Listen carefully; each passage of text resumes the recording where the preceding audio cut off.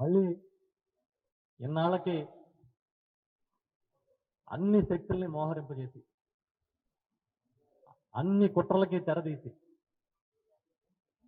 విపరీతంగా డబ్బులు ఖర్చు పెట్టి విశాఖ మేయర్ స్థానాన్ని అవిశ్వాస తీర్మానంలో గెలుచుకునేందుకు కష్టపడ్డారు. చాలా చిత్రం. రాజకీయాలకి విలువలు విశ్వసనీయత ముఖ్యమని చెప్పే జగన్మోహన్ రెడ్డి గారికి విలువలు లేవు, విశ్వసనీయత లేదు. మేము ఏం చేసినా కూడా మమ్మల్ని ఆమోదించే మా సొంత ప్రచార సాధనాలు ఉన్నాయన్న ఒకే ఒక కారణంగా చంద్రబాబు నాయుడు గారు ఇవాళ విచ్చలవిడి రాజకీయం చేస్తూ ఉన్నారు. యాదవ సామాజిక వర్గానికి చెందిన ఒక విద్యాధికారులను తీసుకుని ఏ రాజకీయ నేపథ్యం లేకపోయినా కూడా విశాఖపట్నం లాంటి ప్రతిష్టాత్మకమైన కార్పొరేషన్కి మేయర్గా కూర్చోబెట్టిన జగన్మోహన్ రెడ్డి గారికి కుట్రలకి కుతంత్రాలకి తెరదీసి ఒక బీసీ మహిళని ఇవాళ ఆ సీట్లోంచి దింపేసిన చంద్రబాబు నాయుడు గారికి మధ్య ఎంత తేడా ఉందో ఇవాళ ఈ రాష్ట్రంలో ఉన్న అన్ని వర్గాలకి అర్థమైందని మేము అనుకుంటూ ఉన్నాం. ఒక రకంగా చెప్పాలంటే చావు తప్పి కన్ను లొట్టపోయినట్టుగా ఇవాళ గెలిచారు. 74 కావాలి, 74 వచ్చినాయి. ఇంకా ఎన్ని కుట్రలు చేశారు ఏంటనేది సోదరులు చెప్తారు. అన్ని రకాల ప్రయత్నాలు చేసిన ఇవాళ వైఎస్ఆర్ పార్టీ ఎంత స్ట్రాంగ్గా ఇక్కడ నిలబడినందుకు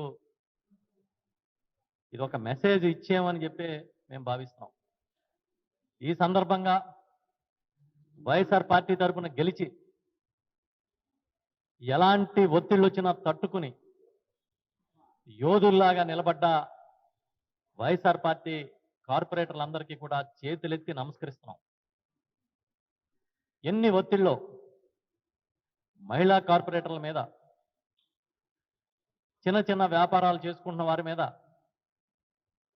వాళ్ళు చేసిన ఒత్తిళ్లు చూస్తుంటే దిగజారుడు రాజకీయాలకి పేటెంట్ చంద్రబాబు నాయుడు గారి నుంచి, ఈ కూటమి సర్కార్ నుంచి ఎవరికి పోదు అని మరొకసారి రుజువైంది. ఎన్ని ఒత్తిళ్లు వచ్చినా కూడా అంత ధైర్యంగా నిలబడ్డ మా కార్పొరేటర్ అందరికీ ఈ పార్టీలో ఎప్పుడూ కూడా సముచితమైన గౌరవం దక్కుతుందని చెప్పి మేము చాలా గట్టిగా ఈ సందర్భంగా చెప్తున్నాం. అంతేకాదు వైఎస్ఆర్ పార్టీలోని ప్రతి కార్యకర్తని, ప్రతి నాయకుడిని కాపాడుకునే బాధ్యత జగన్మోహన్ రెడ్డి గారి నాయకత్వంలో అందరూ కూడా తీసుకుని పని చేస్తామని కూడా చెప్తున్నా. ఇప్పుడే ఇందాక ఎవరో చెప్తున్నారు, అప్పుడే విశాఖపట్నంలో నాయకులు ఎవరైతే కార్పొరేటర్లు వైఎస్ఆర్ పార్టీ నుంచి విడిచి రాలేదో వాళ్ళని బెదిరిస్తాము, వాళ్ళ సంగతి తెలుస్తామన్నట్టుగా మాట్లాడుతున్నారని. మేము మళ్ళీ చెప్తున్నాం, ఇలాంటి దుశ్చర్యలను మానుకోండి. అంత ధైర్యం ఉన్నవాళ్ళు కాబట్టి అక్కడ నిలబడగలిగారు. మీరు విశాఖపట్నంలో కానీ ఉత్తరాంధ్రలో కానీ ఎప్పుడూ లేని సంస్కృతిని ఇక్కడ ప్రవేశపెట్టొద్దని చెప్పి కూడా ఈ సందర్భంగా చెప్తున్నాం. ధర్మం చెర సత్యం వద అని మనం వింటాం ఒక నానుడి. ఇవాళ ధర్మాన్ని చెరబట్టి మీరందరూ కలిసి, అన్ని పార్టీల్లో ఉన్న నాయకులు కలిసి పైనుంచి కింద దాకా ఒక యజ్ఞంలాగా చేస్తే బొటాబొటీగా 74 కావాలంటే 74తో మాత్రమే దీన్ని కైవసం చేసుకున్నారు, అవిశ్వాస తీర్మానాన్ని గెలిచారనే విషయాన్ని మాత్రం మీరు మర్చిపోవద్దని మరొకసారి ఈ సందర్భంగా చెప్తూ,